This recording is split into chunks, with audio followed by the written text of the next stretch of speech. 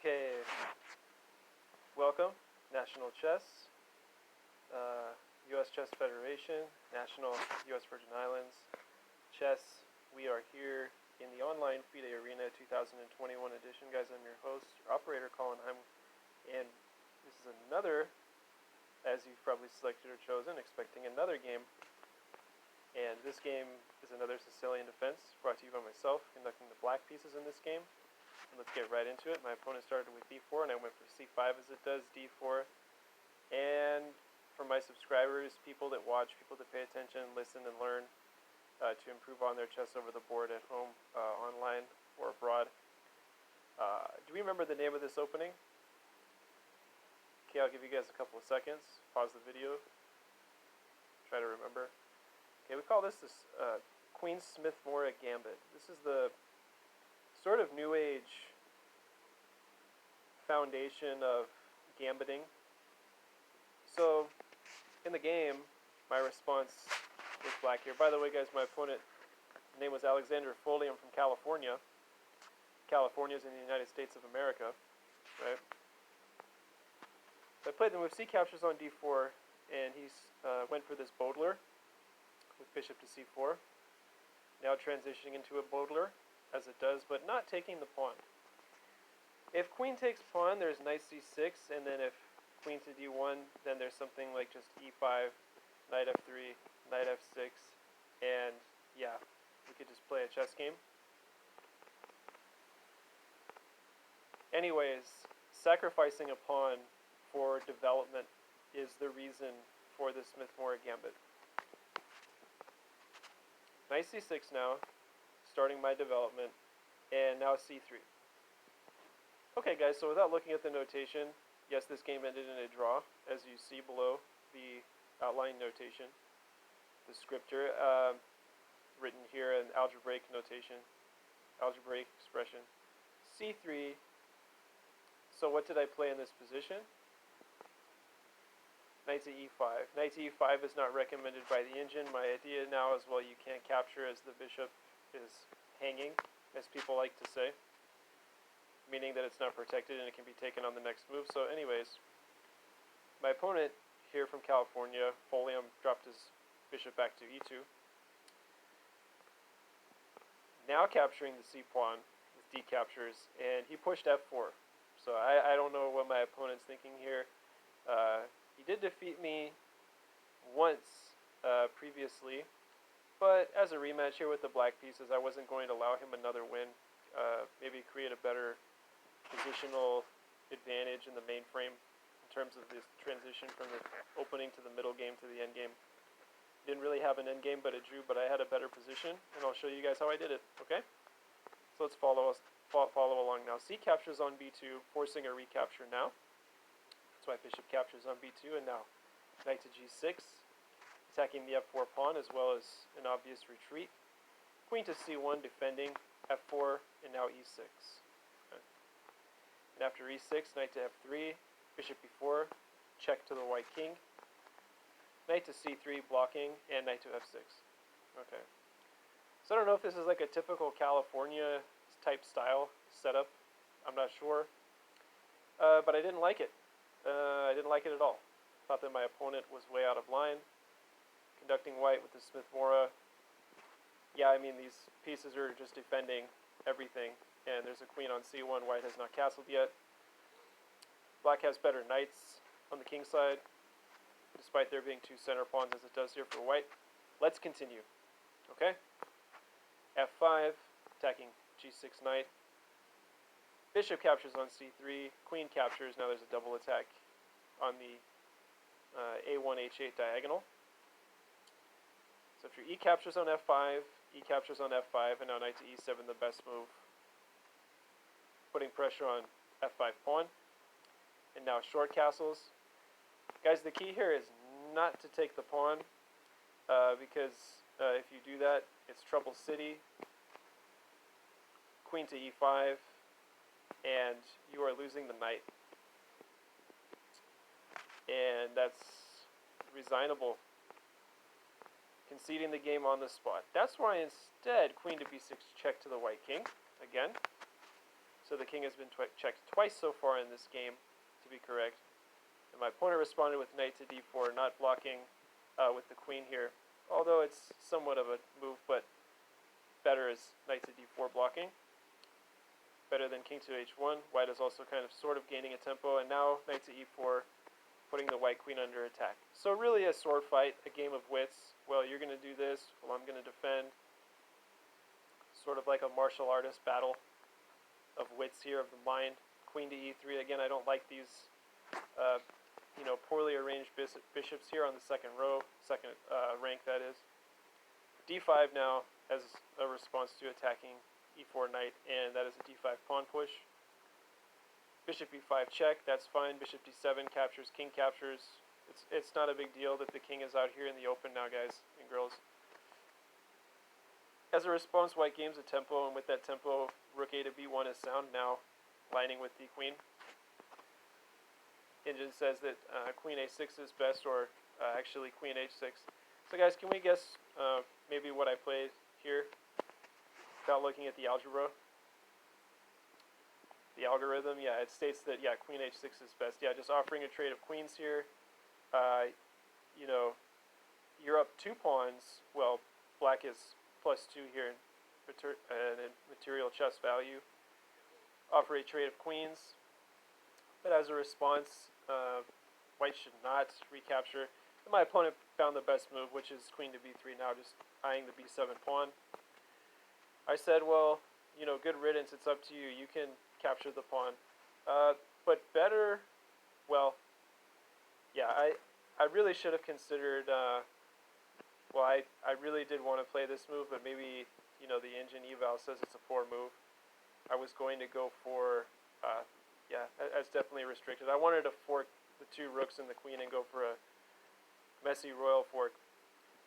Instead, king to d8, now just allowing capture of the b7 pawn, also gaining initiative, also attacking the black rook. And now, guys, find out what I played in this position now. This offers black an opportunity to really create some serious threats, as black is now basically in control, even after capturing or conceding the b7 pawn rather to white. So 7.5 minutes here, guys, and my opponent went for h1, rook c8, f6. Now the e7 force is under attack, that's why g captures. And knight into f5, now putting double pressure on the knight here. But knight captures is fine. And my opponent had this in mind after rook captures, knight to f2 check. And yeah, you have to give up the exchange here. Let's get into a little brief analysis now. What happens if you do not give up the exchange, guys? The white king is in check. If moving out of the way, well, then there is could be kind of like a smothered mate here, right? Well, it's recommending that the best move is knight to d1 check, right? Because then the mate is coming. I don't think there's any way to avoid this. I believe, right. There's another check here, and then where to go, only one move, and, okay, that wasn't right, another check here, queen e3 check, check again,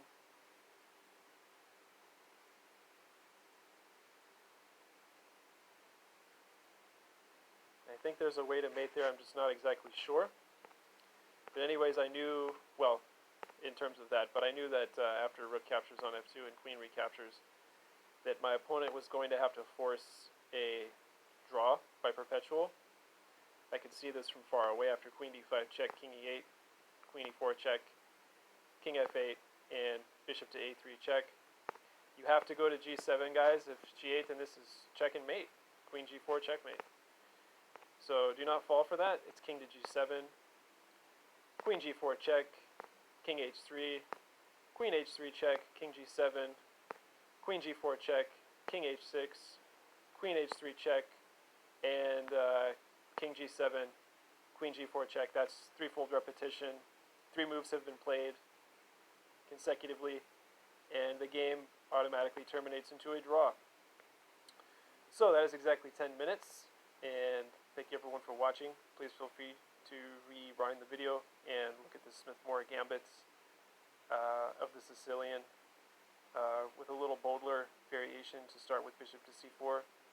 And now let's conclude here with a little virtual analysis. Let's look into what happens if white does not decide to give perpetual check. White has to give perpetual check, or else is termination to a loss. And let's go over the losing variation if white does not settle for perpetual check. Okay, so starting with bishop to a3 check,